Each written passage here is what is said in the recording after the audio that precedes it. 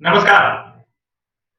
आमतौर पर इस यूट्यूब चैनल पर अपने में मेरे विश्लेषण होते हैं। कभी-कभार होता है कि मैं कुछ दूसरे लोगों से भी बातचीत करता हूँ और आज मेरी जो भूमिका है, वो खुद की विश्लेषण करने की नहीं है और आज जो विषय है, वो पूरी तरह से कांग्रेस पार्टी पर बातचीत करेंगे और कांग्रेस पार्टी पर बातचीत करने के लिए देश में कुछ जो गिने-चुने नाम हैं, जो प्रामाणिकता के साथ बात करते हैं, उसमें रशीद किदवई साहब का नाम है, जो देश के जाने-माने पत्रकार हैं और आज रशीद किदवई जी हमारे साथ जुड़ रहे हैं। आपका बहुत-बहुत स्वागत है सर। और मैं रशीद जी के बारे में बस छोटा-सा परिचय ही दे दूँ। वैसे तो आप उनको बहुत अच्छे से पहचानते हैं क्योंकि लगभग सभी हिंदी अंग्रेजी चैनलों पर वो नियमित तौर पर होते हैं। 24 अकबर रोड उसके लेखक हैं और उसके साथ सोनिया गांधी जी की जीवनी भी लिखी है। तो 2 महत्वपूर्ण पुस्तकें जो कांग्रेस को एक तरह से कहें कि रिकॉर्ड के तौर पर, दस्तावेज के तौर पर दर्ज करती है। तो आज हम उनसे कांग्रेस पर ही पूरी बातचीत करेंगे। सोनिया गांधी जी का अध्याय तो लगभग पुराना हो रहा है, तो थोड़ी बहुत ही कहीं की उनकी हिस्सेदारी आज की बातचीत में होगी। ज़्यादा बड़ी बातचीत होगी राहुल गांधी, प्रियंका और पूरी कांग्रेस पार्टी पर। बहुत-बहुत धन्यवाद सर कि आज इस चर्चा में आप हमारे साथ शामिल हुए।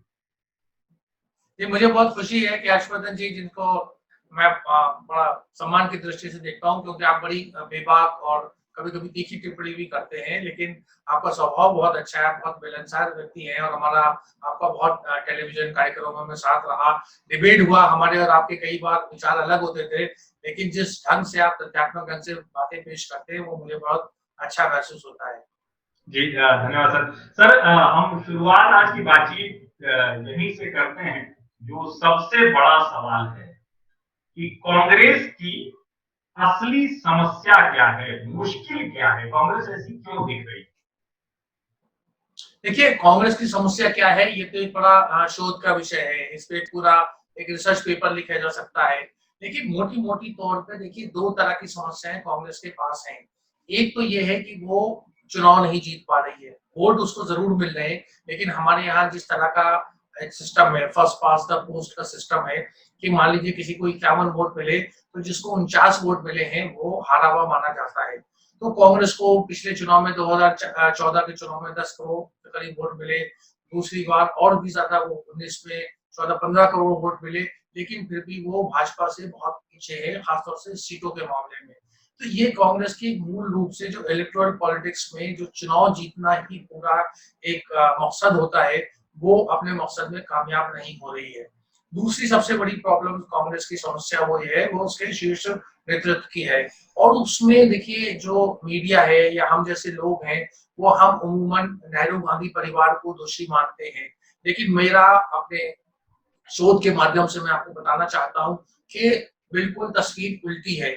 ये दरअसल कांग्रेस पार्टी का जो कांग्रेस जन है, जो उसके मेंबर हैं, कांग्रेस कहती है कि उसके पास 4 करोड़ जो है सक्रिय मेंबर हैं। अगर हम उस फिगर को बहुत कम आंक करके भी माने और हम उसको 1 करोड़ भी माने या 70-80 लाख भी माने, तो भी बहुत बड़ी संख्या होती है। वो संख्या जो है वो बिल्कुल खामोश है, वो अपने आप को कहीं इज़हार नहीं करती। मैं आपको इसी का उदाहरण देता हूँ कि लोकसभा चुनाव हुए, कांग्रेस की बहुत ज्यादा भग पिटी, राहुल गांधी ने इस्तीफा दिया, 2019 की बात कर रहा हूँ, और उसके बाद लोकसभा में 52 लोगों का जो दल है, उसका नेता चुनने की बात आई। और आप जैसे जानते हैं त्रिपाठी जी की कांग्रेस में भी काफी अच्छे लोग हैं जो लोकसभा में जिनका अपना प्रभाव छोड़ सकते थे, और जिसमें राहुल गांधी तो खैर रेस में नहीं थे, लेकिन उसमें हम शशि थरूर का नाम ले सकते हैं, हम उसमें मनीष तिवारी का नाम ले सकते हैं, और हम उसमें एक और केरल के हैं के सुरेश हैं, वो है, कई लोग थे, लेकिन उसका कोई चुनाव नहीं होता है। मतलब ये लोग अपने आप को उसका दावेदार नहीं मानते हैं। और सोनिया गांधी जो बंगाल के जो है अधीर रंजन चौधरी, उनको मनोनीत कर देती है। और आप जानते हैं कि चौधरी साहब का जो प्रदर्शन जो है लोकसभा में बहुत खराब रहा है।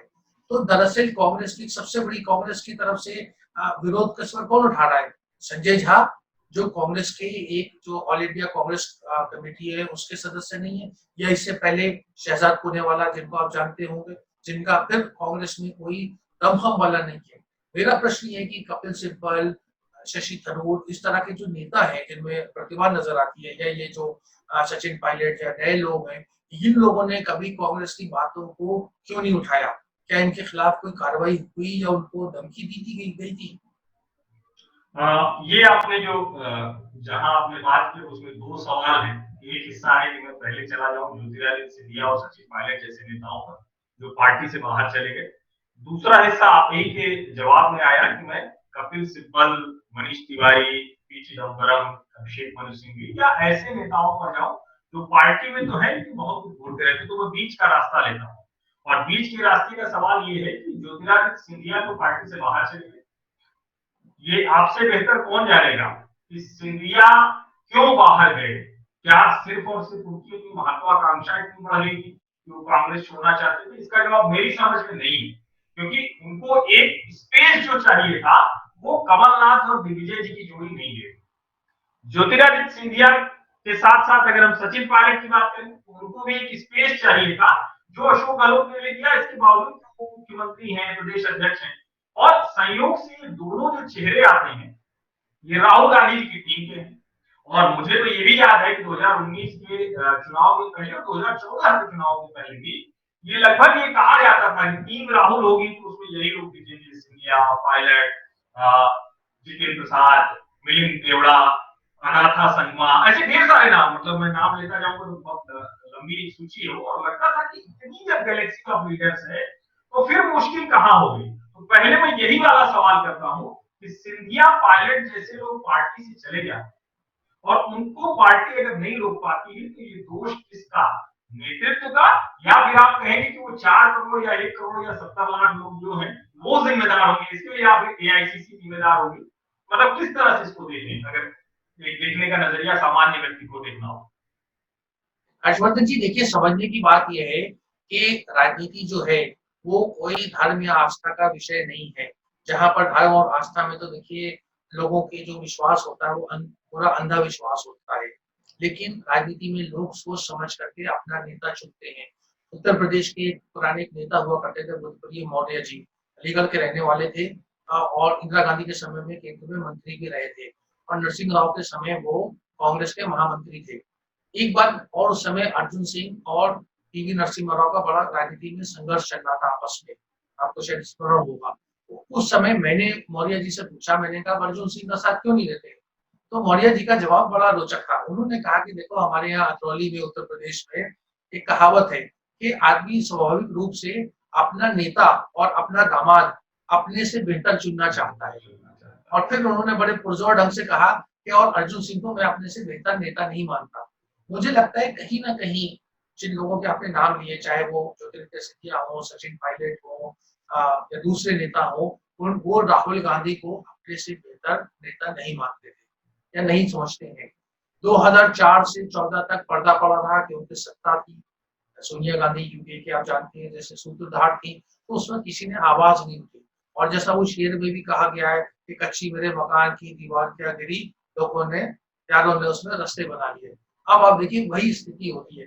दूसरी एक और बात जो गंभीर बात वो ये है, देखिए ये लोग सब, चाहे वो जितेंद्र प्रसाद जी हो, चाहे वो मिलिंद देवरा जी हो, चाहे सचिन पायलट, चाहे सिंधिया जी, ये तमाम लोग अपने बाप के या अपने खानदानी विरासत के रूप में आए।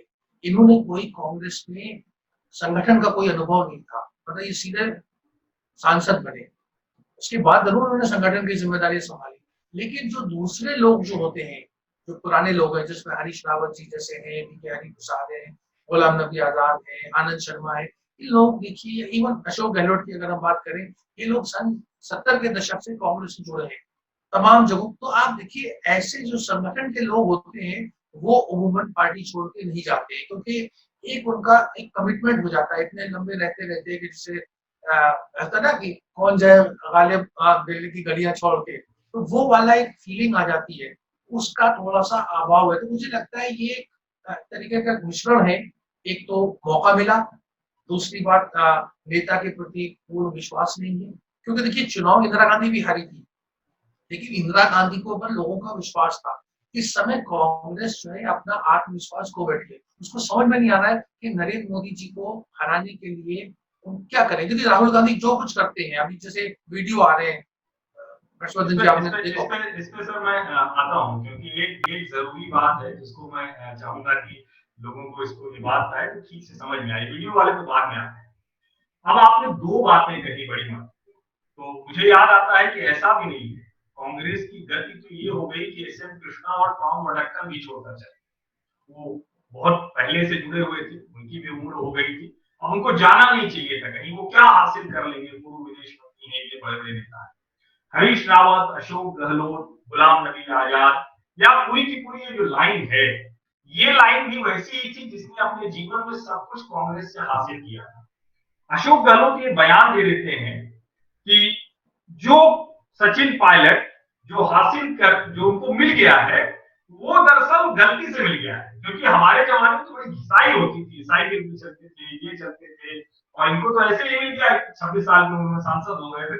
ऐसे ही कमलनाथ जी ने कहा था, अच्छा तो सवाल के उत्तर के ज्योतिरादित्य सिंधिया दिखा दे। एक तो प्रश्न ये है कि कांग्रेस में राहुल गांधी को सिर्फ ज्योतिरादित्य सिंधिया या सचिन पायलट नहीं, दूसरे लोग भी नेता नहीं मानते हैं। तो एक तो ये है कि वो उनकी अपना है, वो वंशवादी राजनीति में भी वो कहते हैं कि हम ज्यादा कुछ कर ले गए, लेकिन जो सामान्य कार्यकर्ता है उसको इससे क्या लेना देना है? क्या सोनिया गांधी जी को पुत्र मोह हावी हो जाता है, जिसके बाद वो ये जानते हुए, क्योंकि जिस तरह से सोनिया जी ने जो राजनीतिक चतुराई जिसको कहेंगे, राजनीतिक फैसले लेने की क्षमता, वो जो उन्होंने दिखाया वो अकल्पनीय है, वरना उनके ऊपर जो विदेशी होने का ठप्पा, उनके पार्टी के नेता शरद पवार जैसे बड़े नेता, पीए संगमा जैसे बड़े नेता, सब छोड़ के चले गए, उस पर उन्होंने वो दिखाया, और 10 साल की सत्ता छोटी नहीं। लेकिन अब क्या पुत्रमोह इतना हावी है कि वो ये सारी चीजें देखते हुए कि राहुल गांधी को कोई नेता नहीं मानता? और मुझे एक तो इसको बताइएगा, अगर मैं गलत हूं तो इसको ठीक कीजिए, क्योंकि आज मेरे सिर्फ सवाल है कि राहुल गांधी खुद को भी नेता नहीं मानते, वो अंशकालिक नेता के तौर पर काम करते हैं। और हम लोग अक्सर, मतलब मैं चूंकि इलाहाबाद विश्वविद्यालय से पढ़ा हुआ हूं, तो मैं अक्सर कहता हूं कि जो पार्ट टाइम पॉलिटिशियन होगा वो कभी पॉलिटिशियन हो ही नहीं सकता, ये 24/7 का जॉब। तो इस जॉब में राहुल गांधी फिट नहीं होते, और सोनिया जी पुत्र मोह में फिट करना चाहते हैं। क्या यही सारी गड़बड़ है क्या, जो मैंने पहला सवाल पूछा?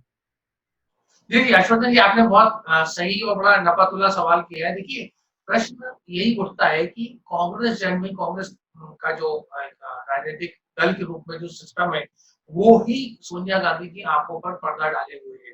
देश में जो 150 लोग, अगर आप माने, जो महत्वपूर्ण पद पे हैं कांग्रेस के, जिसमें कांग्रेस कार्य समिति के लोग हैं, मुख्यमंत्री हैं, जो सीएलपी लीडर्स हैं, प्रदेश अध्यक्ष हैं, ये तमाम लोगों की तादाद अगर हम एक मोटे-मोटे तौर पर गिने 150 लोग हैं।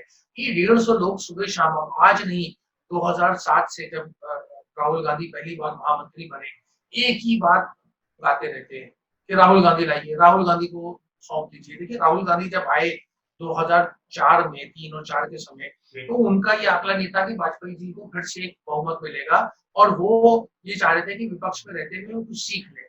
लेकिन ऐसा हुआ कि सरकार बढ़ गई यूपीए की, और राहुल गांधी का उस समय कोई रोल उन्हें समझ में नहीं आया। वो कांग्रेस में ही ठीक करने की कोशिश करते रहे, और कुछ हुआ नहीं। और उसके बाद उन्होंने बहुत सारी आदर्शवादी बातें करने की या कहने की कोशिश की, जो ना जनता के बीच में, ना कांग्रेस के बीच में गई। लेकिन सोनिया गांधी को अभी भी ये लगता है, और हर दूसरा आदमी, अगर हर व्यक्ति नहीं, वो उनसे जाकर के यही, आज भी आपको हैरत होगी, यही निवेदन करता है कि राहुल गांधी को आप सत्ता सौंप दीजिए। दूसरी बात ये कि कांग्रेस में, आपको ये मेरी बात थोड़ी अटपटी लगेगी, लेकिन हकीकत है, ये सच्ची बात ये है कि कांग्रेस में हर आदमी जो है, उसका टारगेट अहमद पटेल, गुलाम नबी, या जो दूसरे लोग हैं, मतलब नेहरू परिवार को छोड़ के, वो होता है कि उनकी जगह मुझे सलाहकार बना दे, मैं सब सही कर दूंगा। चाहे वो मोहन प्रकाश जी हो, चाहे वो दिग्विजय सिंह जी हो, जितने किसी स्तर पे आप नेता रहे, तो सारा कंपटीशन कांग्रेस में नंबर 2, 3, 4 उस क्रम के ऊपर है। और उस क्रम पे नेहरू गांधी परिवार की गलती ये है कि वो अपना भरोसेमंद वफादार लोग ढूंढते हैं, और इसी चक्कर में जो कार्यकर्ता की बात है वो बिल्कुल कहीं नहीं सुनी जाती। ये बात मैं मानता हूँ कि देश की राजनीति में कोई भी दल ऐसा नहीं है जहां ये अंदरूनी लोकतंत्र है, आंतरिक लोकतंत्र कहीं नहीं है। लेकिन जब जीत रहा होता है आदमी, उसकी कोई फिक्र नहीं होती। कांग्रेस के साथ सबसे बड़ी, देखिए 77 में इंदिरा गांधी हारी इमरजेंसी के बाद में बहुत बुरे तरीके से, तो जितने भी बड़े जो दिग्गज थे वो पहले 69 में और बाद में 77 में छोड़ के चले गए। अभी क्या हुआ है कि जो लोग करता धरता थे, वो अभी भी उतने ही सक्रिय रूप से कांग्रेस में है। हार से मतलब धूल झाड़ के भी खड़े हो गए, उससे भी कम हल्की बात है। मैं आपको एक उदाहरण देता हूँ, वाड़ी जी, कि देखिए किसी भी जगह पर कांग्रेस क्या कहती है कि हम जनता तक अपनी बात नहीं पहुंचा पा रहे, मान लिया। तो जो कांग्रेस का जो कम्युनिकेशन हेड है, देखिए मैं उनकी व्यक्तिगत रूप से आलोचना नहीं कर रहा हूँ, जो रणदीप सिंह सुरजेवाला है वो 2014 से आज तक है। अब बताइए सुरजेवाला जी को क्यों नहीं बदला गया? मतलब 2 बार आप जानते हैं असेंबली का, एक लोकसभा का चुनाव भी हार गए। तो ये दर्शाता है, जो सुरजेवाला जी का जो मैं उदाहरण दे रहा हूँ, कि कांग्रेस में जू का तू चल रहा है। मतलब जिस ढर्रे पे चलती आ रही, कोई बदलाव का वो उनमें ना कोई जोश है, ना कोई उसमें सक्रियता होती है। ये आपने बहुत ठीक बात कही, और इसमें मैं बस थोड़ा-सा और ऐड करूँ कि ये सारे के सारे जो प्रयोग हैं वो राहुल जी ने ही तो किए थे। 2003 के बाद शुरू हुए, 2011 में देश भर में उन्होंने चुनाव भी करा दिए। यूथ कांग्रेस और छात्र जो एनएसयूआई है, उसमें उन्होंने कहा कि हम चुनाव कराएँगे, और उसमें भी वो ठीक से पर्यवेक्षक नहीं नियुक्त कर पाए। पता चला कि वहाँ बहुत ताकतवर बड़े बाप का बेटा था, उसने अपने आप को प्रभावी बना लिया। यानी जो पहले की प्रक्रिया थी वो भी खराब हो गई। लेकिन जो आप ये कह रहे हैं कि रणदीप सिंह सुरजेवाला या कोई भी ऐसे लोग, सवाल ये है कि अगर आपने अध्यक्ष के तौर पर 1.5 साल की मीडिया डिपार्टमेंट की मीटिंग नहीं की है कांग्रेस, अगर सीडब्ल्यूसी के लोग बैठते हैं और जो आपने कहा कि अंशु के प्रस्ताव लेके आते हैं कि राहुल गांधी फिर से अध्यक्ष बन जाए, और कमाल की बात यह है, आपको तो खबर ध्यान में होगी कि सीडब्ल्यूसी में इस बार जो सबसे तेज आवाज में 2 लोगों ने बोला कि अध्यक्ष राहुल गांधी बने, तो उनकी नए टीम को छोड़ दीजिए, और कुछ कांग्रेस वालों की बात मैं नहीं करूंगा, हरीश रावत जी और अशोक गहलोत जी। तो क्या संकट ये भी आ गया क्या कि हमें इतना यशमैन चाहिए? और हरीश रावत जी, अशोक गहलोत जी सब 70 पार के लोग हैं, लगभग यही उम्र होगी, 1-2 साल कम ज्यादा होंगे, जो ध्यान में है 70 पार के लोग हैं। इन्होंने पार्टी को खड़ा किया, बड़े-बड़े पदों पर रहे, तो क्या ये फैसला सीडब्ल्यूसी नहीं ले सकती कि ये सारे लोग अब बैठे और नए लोगों को, जो जिसको फेस कहते हैं, जिसको चेहरा कहते हैं, जिसे पत्रकारिता में कहें तो संपादक अच्छा हो तो रिपोर्टर नए-नए तैयार करता है, या टीवी की भाषा में कहें तो अच्छे एंकर तैयार करते हैं। कांग्रेस में क्या उतने बड़े मन के नेताओं का एकदम अभाव हो गया है? अब जिसको कहते हैं कि जो बचा है उसको लूट खसोट के निकल जाना चाहते हैं, अच्छा यही हिस्सा बचा है, चलो यही सही। तो उसमें स्थिति ये है कि मध्य प्रदेश और राजस्थान जीते, मध्य प्रदेश गंवा दिया, राजस्थान गंवाएंगे नहीं, अभी ऐसा नहीं दिखता, लेकिन फिर भी दरार तो बड़ी हो गई। तो कुल मिला के तो कांग्रेस को और बड़ा नुकसान हुआ। तो इससे जोड़ के मैं पूछता हूँ कि राजस्थान के संदर्भ में कांग्रेस कहाँ खड़ी है, क्या कर रही है? जी देखिए, इसके आपने 2 पहलुओं की तरफ इशारा किया, एक तो जो मुख्यमंत्री है और दूसरा कार्य समिति। कार्य समिति में क्या होता है कि लोगों में वो वफादारी दिखाने की होड़ लगी रहती है। अब एक व्यक्ति ने कह दिया कि राहुल गांधी बने, तो वहां उस सभा में जो 24 सदस्य होते हैं और बाकी जो स्पेशल इन्वाइटी वगैरह होते हैं, करीब 40 के करीब संख्या होती है, उस वक्त उनमें किसी में इतना नैतिक साहस नहीं होता या हिम्मत नहीं होती कि वो कह रहे कि नहीं नहीं राहुल गांधी नहीं, कुछ और होना चाहिए। तो अब जिसका भी, जिस आदमी ने अगर अशोक गहलोत ने या हरीश रावत ने जिसने भी कह दिया, उन्होंने वफादारी में उनका नंबर, उनका ग्राफ ऊपर हो गया। बाकी बुरे मन से जल भुन करके, लेकिन वो उन्हें कहते हैं कि हमें राहुल गांधी में पूर्ण विश्वास है, और उसी ढर्रे पे सारी बात आ जाती है। मुख्यमंत्री देखिए क्या है, इस समय कांग्रेस संकट के दौर से जुड़े, हमसे और आपसे पत्रकार होने के नाते छुपा नहीं है कि पार्टी चलाने के लिए बहुत सारे साधनों की जरूरत होती है। मुख्यमंत्री वो कांग्रेस के साधनों को वो पहुंचाते हैं, किस तरीके से पहुंचाते हैं वो हम एक अलग चर्चा करेंगे। तो उसमें होता ये है कि कांग्रेस जो शीर्ष नेतृत्व जो है, यहाँ गांधी परिवार की आवाज, वो पूरी तरह से कांग्रेस मुख्यमंत्रियों पर आश्रित है। अब कांग्रेस मुख्यमंत्री क्या करते हैं, उन्हें लगता है कि ये उन्होंने, जैसे वो सर्किल इंस्पेक्टर वगैरह हमारे और आपके राज्य में होता है ना, कि वो इलाके का वो इंस्पेक्टर बन गया, तो अब वो उसी का राज है वहां पे, क्योंकि वो कुछ वहां दक्षिणा देके आया है, तो वो अपना पूरा रुतबा दिखाता है। अब रुतबे दिखाने में जो, मान लीजिए हम सचिन पायलट या सिंधिया जी की बात करें, वो कहते हैं कि साहब इस इलाके में ट्रांसफर पोस्टिंग हमारी मर्जी से होगी, वो भी दोषी है, क्योंकि इतना क्या ट्रांसफर पोस्टिंग से मुंह है। तो सारा टकराव यहीं पर होता है, एक जिसने होलसेल में पूरा सूबा मतलब हासिल किया हुआ होता है, और दूसरा जो फिटकर का वो आता है कि भाई कहना हमारे इलाके में, हमारे अंचल में ये काम होना चाहिए, और यही सारी कष्ट, और जो हाई कमांड है वो बिल्कुल मूक दर्शक हो जाता है, क्योंकि उसके पास एक, उसके बाद भी नैतिक साहस नहीं होता। आप किसी को उसको टोक सकते हैं जिससे आपने कोई लाभ न लिया हो। जैसे मैंने टीवी में कहा कि एआईसीसी का किचन जो है वो मुख्यमंत्रियों की वजह से चलता है। हाँ, आप इशारा समझ गए, बहुत ये बहुत सबसे बड़ी बहुत समस्या है। रोचक टिप्पणी आपने की थी, मैंने वो सुना था, तो मेरे मन में वो सवाल था कि ठीक है, आप इसको पूरा कीजिए। ये बड़ी रोचक टिप्पणी आपने की थी, बहुत ज़रूरी। जी। जी, आप कुछ पूछ रहे थे? नहीं, मैं कह रहा हूँ कि मैंने वो सुना था, तो उस रोचक टिप्पणी को ही आप जो आपने कहा था ना कि एआईसीसी का किचन कौन मुख्यमंत्री चलाता है, ये आपने कहा था, तो उसी जी, को तो आप वो कंटिन्यू। जी हाँ, तो ये एक बहुत बड़ा कांग्रेस के लिए ये है, क्योंकि हम सबको पता है कि जो हम कहते हैं कि चुनाव में 70 लाख रुपए और असेंबली में 50 लाख रुपए और छोटी जगहों पे 25 लाख रुपए, वो चुनाव में कुछ नहीं। चुनाव बहुत महंगे होते हैं और चुनाव के अलावा आपको हर्षवर्धन त्रिपाठी जी जान के आश्चर्य भी होगा, वैसे आप तो खुद नामी गिरामी कांग्रेस में जितने भी पदाधिकारी है किसी को तनख्वाह नहीं मिलती है।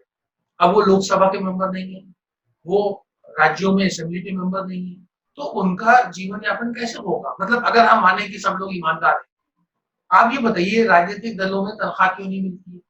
जो पूर्णकालिक लोग हैं, जो महामंत्री है राज्य में या ऑल इंडिया कांग्रेस कमेटी में, उसको कोई तनख्वाह नहीं मिलती, प्रवक्ताओं को कोई तनख्वाह नहीं मिलती। तो सबको एक ही होता है कि आप अपने साधन जुटा लीजिए। जैसे दूसरे साधन छोटे मोटे जुटाइए। अखबार के रिपोर्टर में भी हमारे यहाँ हमारी फील्ड में होता है ना कि उनसे कहा जाता है कि भाई हम आपको एक्रेडिटेशन दिखा देते हैं, नाम देते हैं, आप अपना कलेक्टर एसपी से जो भी आप कर सको वो संबंध स्थापित कर लो। तो ये एक बहुत बड़ा भ्रष्टाचार का जड़ है और अड्डा है, और ये तमाम चीजें आपके जो लोग प्रोग्राम को देख रहे हैं उनको इस सब चीजों का पता नहीं होता, और कोई इतनी साफगोई से बात नहीं करता। और यही भारतीय राजनीति के पतन का कारण है। जो राजनीतिक दल इस समय सत्ता में है वो तो ठाठ से रह रहे हैं, जो विपक्ष में जाता है वो एक गड्ढे में गिर। लेकिन देखिए, मैं इसका वो समर्थन नहीं कर रहा कि उन्हें ये सब नहीं करना चाहिए, लेकिन ये मैं बता रहा हूँ कि एक सिस्टमिक प्रॉब्लम है बहुत बड़ी। लेकिन ये सिस्टमिक प्रॉब्लम तो राजनीति में हर दल के साथ आती है। हर कोई चुनाव जीतता है, हर कोई चुनाव हारता है, लेकिन उसके बाद एक तय करते हैं। जैसे मैं एक उदाहरण के तौर पर कहता हूँ कि 2013 में लाल कृष्ण आडवाणी जी को हटाना और नरेंद्र मोदी को चुनाव अभियान समिति का अध्यक्ष बनाते, ये बहुत बड़ा फैसला था, और जिसके बाद बहुत कुछ हुआ था। आपको विरोध प्रदर्शन भी याद होंगे, बाकायदा खेमेबंदी हो गई थी। सुषमा जी और जेटली जी आडवाणी जी के घर जा रहे थे, राजनाथ सिंह ने, मतलब सबने अपनी अपनी पोजीशन, ये सब पार्टी में होता है। लेकिन पार्टी ने तय किया और अंत में हमने देखा कि वो कैसे ताकत बन गया। और आज स्थिति ये है कि जिन नरेंद्र मोदी पर 2013 में सवाल था कि कैसे वो आडवाणी जी को रिप्लेस करेंगे, आज सवाल ये है कि एक चुनाव पहले और एक चुनाव फिर, 2 चुनाव के बाद अब पूरा देश कह रहा है कि जो भी अगर कह रहा है तो उसके खिलाफ नहीं। अगर मोदी के खिलाफ आप बोल रहे हैं तो आपकी सही बात भी गलत लगने लगती है। तो एक तो ये मसला, दूसरा राहुल गांधी का संवेदनशील मसलों पर बात करने में जो पॉलिटिकल मेच्योरिटी होती है, जिसकी बात आप कह रहे थे, तो वीडियोज आ रहे हैं खास करके, जो और वीडियोज से मुझे कोई दिक्कत नहीं दिखती है, कोई तरीका है। चीन पर जो अभी वीडियो आया, आपको क्या लगता है कि आज के समय में देश में जो कांग्रेस के पक्ष में भी खड़ा होगा, क्या उसको उस वीडियो में राहुल गांधी की बात ठीक लग रही होगी? और अगर ठीक है, कौन लोग होंगे, किसको वो संदेश देना चाह रहे हैं कि चीन के साथ इन हालात में देश है? और निश्चित तौर पर इसमें कहीं संदेह नहीं है कि चीन की सेनाएं भारत की सीमा में तो लगातार है, 45,000 वर्ग किलोमीटर में बैठी हुई। ऐसे वो एड्रेस किसको कर रहे हैं? जब अगर वो अध्यक्ष नहीं बनना चाहते हैं, अगर वो पार्टी में नहीं चलाना चाहते हैं, अगर एक तरह से कहें कि किसी भी मामले पर वो मूकदर्शक हो जाते हैं, तो इतने संवेदनशील मसले पर इस तरह के वीडियोज को क्या आप समझते हैं कि ठीक है, इनका कोई संदर्भ है, या सिर्फ ऐसे ही है जैसे राहुल गांधी बहुत सी बातें कर देते हैं जिससे उनकी छवि पूरी तरह से खराब? देखिए, आपने दो बहुत महत्वपूर्ण प्रश्न किए हैं, तो उसके जवाब किसी काम के नहीं है। नहीं। अब जो 14 और 19 में समस्या ये है कि कांग्रेस में कोई कांग्रेस जन को ऑल्टरनेटिव नहीं नजर आता। उन्हें जो भी लगता है कि चलो ये नेहरू गांधी परिवार है, क्या पता कुछ तुक्का लग जाए तो उससे ये वापस आ जाए। तो उस तरह की जद्दोजहद या कश्मकश कांग्रेस में नहीं नजर आती, जो भाजपा में देखी गई या कांग्रेस में भी 1997 के समय देखी गई। अब हम आते हैं राहुल गांधी के वीडियो। देखिए, कांग्रेस का मैंने एक एकेडमिक मतलब स्टडी किया है उसको, एक सिर्फ राजनीतिक दल नहीं बल्कि उसका क्या, तो मैंने उसका एक निष्कर्ष है कि कांग्रेस में एब्सेंस ऑफ आइडियोलॉजी है। मतलब कोई विचारधारा का कांग्रेस गुलाम नहीं है। नेहरूवियन विचारधारा भी खुद एक बहुत बड़ा मिथ है। क्योंकि नेहरू जी ने इधर से उधर से सब ले करके एक अपना एक सोच बनाई। कोई वो मतलब सोशलिस्ट भी नहीं थे, ना वो फेबियन थे, ना वो मतलब कम्युनिस्ट थे ही नहीं। तो नेहरू जी ने अपने हिसाब से जैसा भी था वो चलाया। इंदिरा गांधी ने भी यही करा, उन्होंने वामपंथियों का सदुपयोग या दुरुपयोग जैसा कि आप कहें वो किया। खासतौर से जो ये सब बैंक नेशनलाइजेशन वगैरह का जो मामला था, और एक तरीके से उनको मूर्ख भी बनाया। एक यंग क्राउड्स का उन्होंने इस्तेमाल किया और फिर उनको एकदम से किनारे कर दिया। राहुल गांधी में मुझे लगता है जो ये बौद्धिक शक्ति जो इंदिरा गांधी में थी, या जो उनका एक सोच की राजनीति, उसमें उन दोनों में बहुत कमी है। तो वो अब वामपंथी और लिबरल, देखिए कांग्रेस कभी भी ना तो जैसे मैंने कहा लेफ्टिस्ट पार्टी रही है, ना लिबरल पार्टी रही है।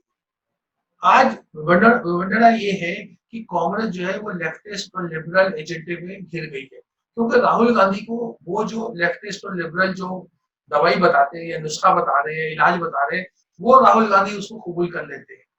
और देखिए राष्ट्रवाद का मामला बड़ा रोचक होता है। तो ये है कि हमारी सबकी देश और राष्ट्र के प्रति आस्था है, लेकिन मैं राजनीतिक दृष्टिकोण से उसमें उसकी मुखालफत करना, मतलब उसके खिलाफ जाना, बिल्कुल मतलब एक तरीके से आत्महत्या करने का, राजनीतिक आत्महत्या करने। यही वजह थी कि अटल बिहारी वाजपेयी जैसे व्यक्ति ने इंदिरा गांधी को दुर्गा की उपमा दी। वैसे उसमें तरह तरह की बातें कही जाती थी कि वाजपेयी जी के कहने का ये मतलब नहीं था, या लेकिन वाजपेयी जी के लिए आसान नहीं रहा होगा। तो आज जब राहुल गांधी क्या करते हैं कि उसमें कोई चर्चा नहीं करते। देखिए कांग्रेस का जो ऑल इंडिया कांग्रेस कमेटी है, उसके करीब 1300 सदस्य हैं। अगर 1300 सदस्यों को मिला करके डिस्कशन करें तो उनमें बहुत सी बातें मिलेंगी। जैसे गोवा में जब मोदी जी का जब चयन हुआ कि वो प्राइम मिनिस्टर खरीद होंगे, तो पूरे पंडाल में चारों तरफ से मोदी मोदी, तो हर भाजपा का जो बड़ा नेता था उसको लगा कि हाँ वो सही फैसला ले रहा है। कांग्रेस में आगे देखिए, इसमें बस एक चीज मैं रशीद साहब बोलूंगा कि भाजपा में तो किसी को भी मन में महत्वाकांक्षा कह लीजिए, इच्छा कह लीजिए, वो आ जाती है। लेकिन कांग्रेस में क्या साहस भी है क्या? क्योंकि ये देखिए ठीक बात है, आप कुछ भी कहें, ये सही है कि एकदम से कोई सर्वश्रेष्ठ आदर्श लोकतंत्र तो किसी पार्टी में नहीं, लेकिन ये सही है कि भाजपा में तो आप इच्छा जता सकते हैं, ये आपके मन में हो सकता है। जैसे कोई कुछ भी कहे, लेकिन अमित शाह और मोदी भले नंबर 1 2 है, लेकिन आप सोचिए कि जेपी नड्डा को अध्यक्ष बनाया गया ना। आखिर जेपी नड्डा आज भारतीय जनता पार्टी के अध्यक्ष है, तो क्या कांग्रेस पार्टी इतना भी साहस नहीं कर पा रही है कि कम से कम देखने के लिए, दिखाने के लिए उतना भी लोकतंत्र नहीं बचा है कांग्रेस में? ये बड़ा सवाल मुझे लगता है। एक बहुत अच्छा सवाल आपने पूछा। देखिए लोकतंत्र क्या है, ये तो जनता के बीच आपकी जड़ें कितनी मजबूत है। आज आप एक बार, मैंने किसी कांग्रेस पदाधिकारी से पूछा, मैंने कहा देखिए अग्रवाल समाज है, उनकी अग्रवाल सभा बहुत सारी होती है, हर शहर में होती है। मैंने कहा आपने कभी आप एक इसमें स्टडी करिए कि अग्रवाल सभा में आपके कितने सदस्य हैं, कांग्रेस के कितने, जिनका कांग्रेस तरफ झुकाव है। तो वो बिल्कुल उन्हें बड़ा आश्चर्य हुआ ये बात सुन के, या वो उन्होंने कहा कि नहीं हमारा कोई भी प्रतिनिधित्व नहीं है। तो ये एक कांग्रेस की बड़ी, जैसे हम कहते हैं रूट्स इन सोसाइटी कांग्रेस की इस समय नहीं है। देखिए मुजफ्फरनगर में जो दंगे हुए, दंगों के बारे में मैं नहीं जानना चाहता, लेकिन एक मोटे मोटे तौर पे जो एक तरफ अजीत सिंह उस समय केंद्र में मंत्री थे, और अखिलेश यादव की कांग्रेस में उत्तर प्रदेश में सरकार थी, और कांग्रेस को आप कह सकते हैं कि मुस्लिम समाज में पकड़ थी। तो क्या ये तीन शक्तियां किसी तरीके से वहां दंगों के ऊपर अंकुश नहीं लगा सकती? दंगों पे कुछ अंकुश नहीं आया। तो ये बताता है कि कहने को जो भी वोट की राजनीति अलग होती है, लेकिन समाज से जुड़े हुए नहीं है।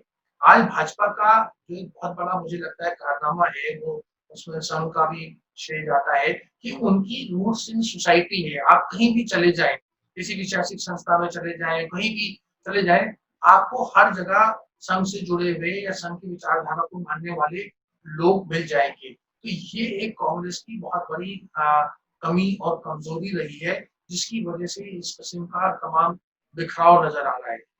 अब रशीद साहब आखिरी सवालों की तरफ बढ़ते हैं, सिर्फ दो एक सवाल और पूछूंगा मैं।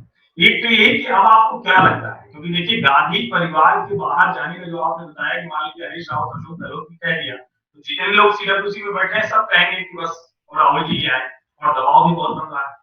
एक मैं आपको संदर्भ के साथ ध्यान दिलाता हूँ 2012 के उत्तर प्रदेश की विधानसभा चुनाव और 2014 के लोकसभा चुनाव से पहले रायबरेली श्रीमान रॉबर्ट वाड्रा जी ने मोटरसाइकिल रैली निकाली। बाकायदा वो कांग्रेस का पट्टा वट्टा पहन के, और दिल्ली में रॉबर्ट वाड्रा के साथ जो गोल्फ खेलने वाले कांग्रेसी नेता है, नाम किसी का नहीं लेते हैं, आप ये जान रहे हैं, कोई नेता ऐसे नहीं है, सामान्य नेता है, तो वो जो काम करते हैं उसमें उन्होंने दिल्ली में पोस्टर लगा दिए, प्रियंका गांधी लाओ देश बचाओ। उत्तर प्रदेश में भी कई जगह लगे, लेकिन दुर्भाग्य ऐसा रहा कि जब प्रियंका की पहली लॉन्चिंग होती है और वो प्रभारी महासचिव के तौर पर आधा आधा बढ़ता है ज्योतिरादित्य सिंधिया और उनके बीच में, तो इधर तो पहले भी कुछ नहीं था, बाद में भी कुछ नहीं रहा, लेकिन जहां 2 सीटें थी अमेठी और रायबरेली, वो भी प्रियंका जी के प्रभारी महासचिव के तौर में खत्म हुई।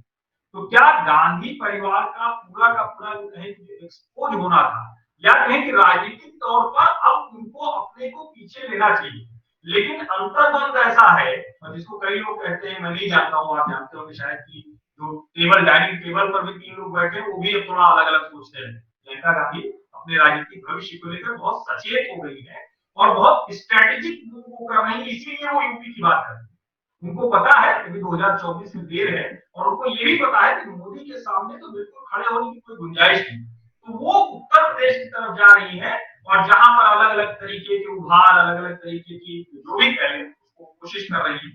तो आपको क्या लगता है कि अब गांधी परिवार में राहुल गांधी से प्रियंका गांधी की तरफ जाता मामला दिख रहा है, या फिर गांधी परिवार के बाहर की कोई गुंजाइश है कांग्रेस अध्यक्ष के?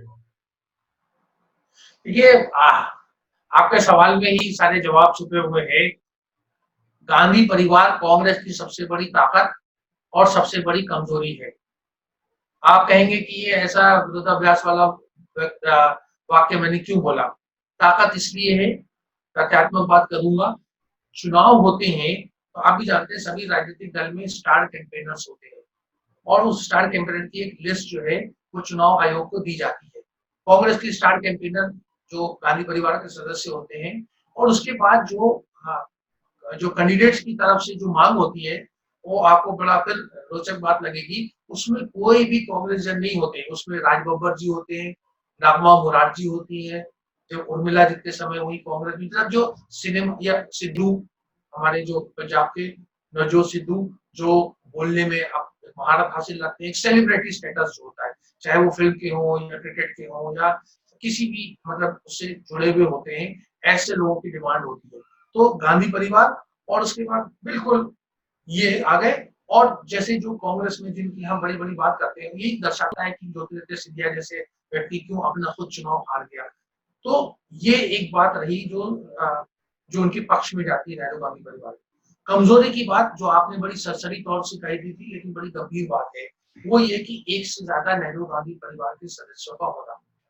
आपको याद होगा कि 1959 में जब जवाहरलाल नेहरू देश के प्रधानमंत्री थे, इंदिरा गांधी 1 वर्ष के लिए कांग्रेस अध्यक्षा बनी।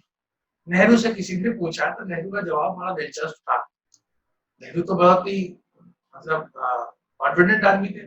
उन्होंने कहा कि it is not easy to face the Congress president on breakfast table every morning. कहा कि ये अच्छा नहीं लगता कि सुबह सुबह जो है प्रधानमंत्री को कांग्रेस अध्यक्ष का सामना करना पड़े हो सुबह सुबह नाश्ते की बेस पे। तो ये देखिए 3 व्यक्ति हैं, सोनिया गांधी, राहुल गांधी, प्रियंका गांधी, तीनों में माँ बेटा बहन बहुत अच्छे सौहार्दपूर्ण रिश्ते हैं और होंगे, इस पे किसी को कोई संदेह नहीं होना चाहिए। लेकिन उनका एक अपना वर्ल्ड व्यू है। जैसे नेहरू और इंदिरा में कोई समानता नहीं थी, इंदिरा और संजय का काम करने का लग था, संजय और राजीव गांधी बिल्कुल अलग अलग व्यक्ति थे। राजीव गांधी और सोनिया गांधी जो मतलब पति पत्नी बिल्कुल काम करने का शैली, तो काम करने की शैली सबकी अलग होती है, और राजनीति में सबके वफादार या जो हम फेवरेट्स कहते हैं वो अलग होते हैं। तो ये इस समय कांग्रेस में बहुत बड़ा बोझा है जो अड़ने की स्थिति लाता है। हम राजस्थान की बात करें तो प्रियंका गांधी आज भी और 18 महीने पहले भी चाहती थी कि सचिन पायलट बने, और जो अहमद पटेल और दूसरे कांग्रेस जो सोनिया लॉबी से जुड़े हुए लोग हैं, उन्होंने अशोक गहलोत को चुना। मैंने एक लेख में लिखा था, आपको त्रिपाठी जी बताने में अच्छा लगेगा सुनने में, कि जब जिस दिन दिसंबर 2018 में राजस्थान का चुनाव हुआ, तो ये दोनों बड़े नेता सचिन पायलट और अशोक गहलोत 1 घंटे के अंतराल से दिल्ली हवाई अड्डे पर आए राजस्थान से। एक सरदारपुरा से जीते थे, दूसरा टोंक से। अशोक गहलोत वहां से सीधे जाते हैं 23 मदर टेरेसा रोड पे, जो अहमद पटेल का निवास है। और सचिन पायलट उधर के सीधे जाते हैं 12 तुगलक क्रेसेंट, जो राहुल गांधी का निवास है। जीत किसकी होती है? अशोक गहलोत की होती है। ये चीज जो है ना भाई, मैं कह रहा हूँ कि एक तरफ वो बहुत कमजोर भी है और एक तरफ बहुत ताकतवर भी है, और यही आज की दृष्टि में कांग्रेस की सबसे बड़ी कमजोरी है और चैलेंज। तो लेकिन आपको रास्ता क्या दिखता है? क्योंकि अब तो देखिए हम फिर से उस तरफ आ रहे हैं कि अब कांग्रेस का अध्यक्ष अभी तक नहीं चुना जा सका है। राज्यों में स्थितियां जहां ठीक भी थी वो अपने आप गंवाते हुए दिख रहे हैं। महाराष्ट्र को आप एकदम उसको स्थायी व्यवस्था कह नहीं सकते, वो बड़ा ही बेमेल सा है, कभी भी कुछ भी हो सकता है। और तो कांग्रेस के लिए तो बस पवार साहब के सामने बस वो फिट है।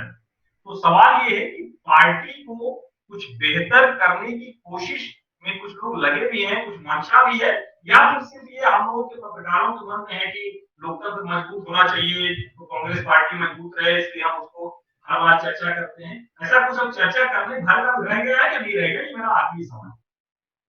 देखिए, इसमें लोकतंत्र में स्टेक होल्डर कौन होता है? स्टेक होल्डर वोटर होता है, क्योंकि हमारे यहाँ राजनीतिक दलों का एक प्रणाली है, उसमें स्टेक होल्डर कौन है? उसके कार्यकर्ता है। जिस दिन कांग्रेस के कार्यकर्ता जाग उठेंगे या उन्हें समझ में आ जाएगा कि 150 लोगों का ये जो उन्होंने एक ताना बाना बना हुआ है, एक वो उसको भेद लेंगे, उस दिन आप देखिएगा आपको एक नई कांग्रेस नजर आएगी, और वो चाहे वो प्रियंका गांधी की लीडरशिप में हो। देखिए, जिस दिन अगर कांग्रेस जन ये कह दे सोनिया गांधी को कि हमें राहुल नहीं प्रियंका चाहिए, आप देखिएगा थोड़ा बहुत, आप हो सकता है मुझसे इत्तेफाक न रखें, थोड़ा बहुत राजनीति में बदलाव आएगा। नहीं, तो आपको क्या ये नहीं लगता कि गांधी परिवार से बाहर से कोई आ जाए और वो नई कांग्रेस बनाए, ये संभव नहीं? देखिए, बाहर आने का वो आप बिल्कुल एक प्रथम दृष्टि में बहुत ही स्वागत योग्य काम है, लेकिन जैसा मैंने आपको आंकड़ों तथ्यों के आधार पर कहा, इस समय देश में अगर उड़ीसा से लेकर के गुजरात में या जम्मू कश्मीर से लेकर के तमिलनाडु में कहीं कोई कांग्रेस की तरफ से अगर प्रचार करने जाता है जिसकी पैन इंडियन आइडेंटिटी होती है, आपको फिर मैं बताऊं कि जब 2004 का चुनाव हो रहा था, तो मनमोहन सिंह जी को, जो घर में खाली बैठे हुए थे, उनसे कहा गया कि आप इंदौर में प्रचार करने आए। तो उन्होंने कहा भाई इंदौर में मैं क्या जाके बोलूंगा, हिंदी में ठीक से बोल नहीं पाता, अंग्रेजी वहां लोग समझ नहीं पाएंगे, तो क्या मेरा प्रचार? वो बेचारे घर में बैठे रहे, और फिर वो देखिए कि वो प्रधानमंत्री बन गए। तो मेरा कहने का मतलब ये कि जो बहुत छोटा सा वो होता है पॉलिटिकल के, देखिए भाजपा में इसकी कमी नहीं रही।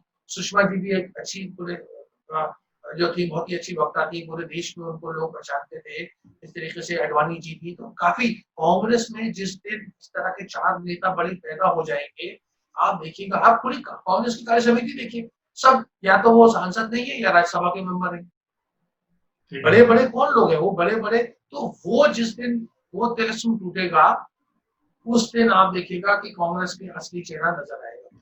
चलिए, हम उम्मीद करते हैं कि वो जो तिलिस्म बना हुआ है, जिसकी वजह से कांग्रेस की दुर्गति हो रही है, दुर्दशा हो रही है, वो तिलिस्म जरूर टूटेगा। और लोकतंत्र में विपक्ष मजबूत होना चाहिए, पार्टियां मजबूत होना चाहिए, ये हम सब की इच्छा होती है।